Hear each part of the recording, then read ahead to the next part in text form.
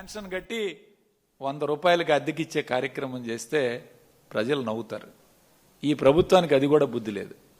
ఇలాంటి మెడికల్ కాలేజీలు దేశంలో ఎక్కడా లేదు. ఏ ఒక్క రాష్ట్రంలో కూడా ఒక ప్రభుత్వం నిర్మించిన మెడికల్ కాలేజీని ఇంతవరకు ప్రైవేటు వ్యక్తులకు అప్పగించిన దాఖలాలు ఎక్కడా లేవు. ఒక్క ఆంధ్రప్రదేశ్ రాష్ట్రంలో ఎందుకు వస్తున్నాయి? మీరు ఈ విధంగా నిర్మాణం చేసిన కాలేజీలని మళ్ళీ దానిలో ఏం పెట్టారు? 2 సంవత్సరాలట ప్రభుత్వ వైద్యశాలను ఉపయోగించుకోవచ్చట. ఈరోజు ఎక్కడైతే ఈ మెడికల్ కాలేజీ 4 మెడికల్ కాలేజీలు పీపీపీ మోడ్లో టెండర్ బిడ్స్ కాల్ ఫర్ చేశారో ఈ 4 కాలేజీలకు సంబంధించి అక్కడున్న ప్రభుత్వ హాస్పిటల్స్ను కూడా ఈ మెడికల్ కాలేజీలకు అటాచ్ చేసే కార్యక్రమం చేస్తున్నారు. అక్కడ పనిచేస్తున్న సిబ్బందికి కూడా జీతాలు కూడా ప్రభుత్వమే ఇస్తుందట. అంటే 2 సంవత్సరాలు ప్రైవేట్ మెడికల్ కాలేజీ వాళ్ళు ఈరోజు అయితే పీపీపీ మోడ్లో పొందుతున్నారో వాళ్ళు ఉపయోగించుకోవచ్చు, ప్లస్ వాళ్ళ జీతాలు కూడా ప్రభుత్వమే భరిస్తుంది.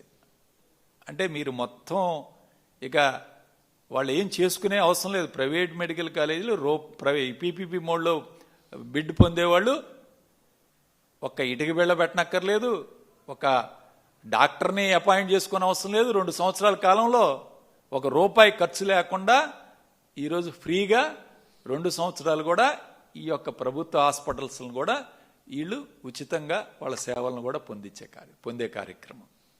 అంటే రెడీమేడ్గా వాళ్ళకి మొత్తం తాకట్టు పెట్టే కార్యక్రమం చేస్తున్నాడు చంద్రబాబు నాయుడు. తాకట్టు పెట్టి మీరు 2 సంవత్సరాలు ఎంజాయ్ చేయండి మొత్తం. ఎంత ఘోరంగా ఉందంటే ఇవాళ నేను చూసాం. ఎక్కడైనా ఈ పరిస్థితి దేశంలో ఎక్కడైనా ఉందా? ఎక్కడా లేని విధంగా ఆంధ్రప్రదేశ్ రాష్ట్రంలో ఎందుకు ఈరోజు ఈ విధంగా ఉంది? అట్లానే ఇంకొక పద్ధతి చెప్పారు. 70% పేదవాళ్ళకి అంటే ఫ్రీ ఆఫ్ వైద్యం, 30% పేమెంట్ అవుతాయి హాస్పిటల్స్లో. ఈ పేషెంట్స్ ఎవరైతే వస్తున్నారో హాస్పిటల్కి వీళ్ళలో 70% మందికి ఉచితంగా వైద్య సేవలు అందిస్తారట, 30% మందికి పేమెంట్ ఛార్జ్ చేస్తారట. మనం చూసాం ప్రభుత్వ మెడికల్ కాలేజీలో రోజుకి 1000 మంది రోగులు వస్తూ ఉంటారు. 1000 మందిలో సపోజ్ ఒక 1000 మంది వచ్చారనుకోండి, 700 మందికి మేము ఫ్రీగా చేస్తాం, మిగిలిన 300 మందికి మేము చేయం, డబ్బులు ఛార్జ్ చేస్తామంటే హాస్పిటల్కి వచ్చినోడు ఏ విధంగా భావిస్తారండి?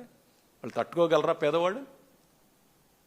70% సీరియస్గా సపోజ్ ఒక పేషెంట్కి యాక్సిడెంట్ అయింది, ఒక పేషెంట్ సీరియస్ కండిషన్ ఉంది, గవర్నమెంట్ హాస్పిటల్కి వస్తాడు పీపీపీ మోడ్లో.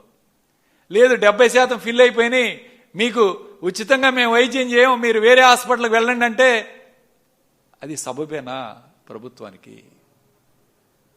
ఒక సీరియస్ పేషెంట్ ఉచితంగా పేదవాడు ఒక రోడ్ యాక్సిడెంట్ అయ్యి లేకపోతే ఆరోగ్యం బాగలేక సీరియస్ కండిషన్లో హాస్పిటల్కి వస్తే మీకు 70% ఫిల్ అయిపోయినాయి, మేము 71 పేషెంట్ నువ్వు మా దగ్గర ఫ్రీగా మేము చేయలేము, ఛార్జ్ చేయాలంటే ఇది ఏ ప్రభుత్వానికైనా సమ్మతమేనా? ఎవరికైనా సమ్మతమేనా? ఎవరు మానిటర్ చేస్తారు? 70% ఫ్రీ, 70% ఫ్రీగాను 30% పేమెంట్ అంటే ఎవరు మానిటర్ చేయాలి? ఎవరు లెక్కలు చూపించాలి? అసలు ఈ 70% ఫిల్ అయిందో లేదో ఎవరు చెప్తారు? బయట వచ్చే పేషెంట్స్కి, బయట వచ్చే రోగులకి, రోగి బంధువులకి. అంటే మోసం చేసే కార్యక్రమం ఈరోజు పెద్ద ఎత్తున మోసం చేసే కార్యక్రమం చేస్తున్నారు. ఇవాళ ఒకటే చెప్తున్నాను, మనం పెద్ద పెద్ద షోరూములకు వెళ్తాం, బయట పెద్ద బోర్డు పెడతాడు, బట్టల షాప్కి వెళ్తే 50% డిస్కౌంట్ అని. షాపులోకి వెళ్తే లేదండి అన్ని ఐటమ్స్ మీద కాదు, ఇది ఓల్డ్ స్టాక్ మీదనే 50% డిస్కౌంట్ అని చెప్తాడు.